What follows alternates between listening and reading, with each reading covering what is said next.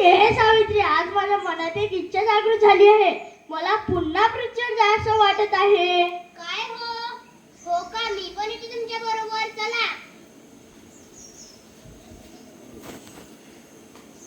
सकाराम भाऊ घरात आहे का? कोण आहे जी तुम्ही? तुमची मुलगी 6 वर्षाची झाली ना, तिला शाळेत टाकणार की नाही? होय जी.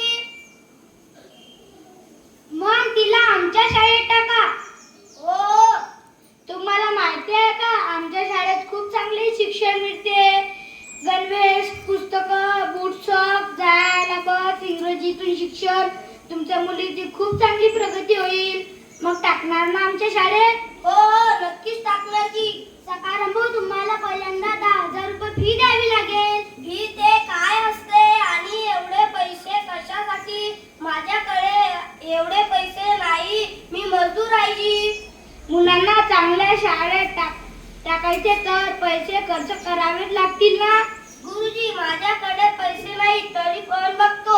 ठीक आहे, तुम्ही 2 दिवसांनी शाळेत या व तुमच्या मुलीची ऍडमिशन करा.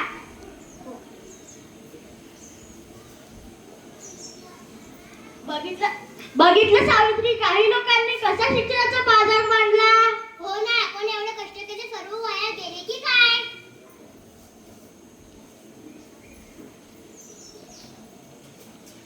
सखाराम भाऊ, सखाराम भाऊ, कोण आहे जी तुम्ही? काय काम आहे?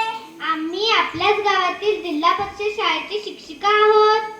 तुमची मुलगी 6 वर्षाची झाली ना, तिला शाळेत टाकणार की नाही? टाकायचं जी. सखाराम भाऊ, आम्ही जिल्हा परिषद शाळेची शिक्षिका आहोत. आमच्या शाळेत सगळं मोफत शिक्षण आहे. हो का जी? हो, तुम्हाला एकही रुपया खर्च करावा लागणार नाही. बूट, सॉक्स, गणवेश, पुस्तके सर्व मोफत मिळेल. तसेच शिष्यवृत्ती सुद्धा मिळेल. होय का बाई?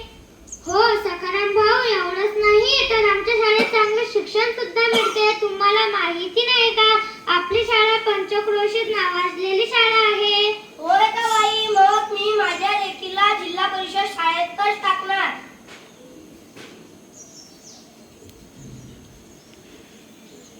बघितलं सावित्री, आपले कष्ट वाया गेले नाही.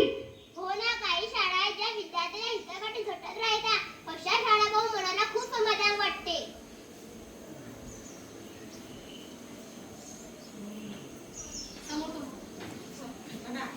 आमची शाळा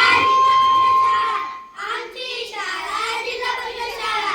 आमच्या मुलांचा प्रवेश जिल्हा परिषद शाळेतच घ्यावा. तुमच्या मुलाचा प्रवेश जिल्हा परिषद शाळेतच घ्यावा. धन्यवाद. जोरदार टाळ्या होऊन जाऊ द्या. अतिशय उत्कृष्ट अशी नाटिका इयत्ता 4थी इथे सादर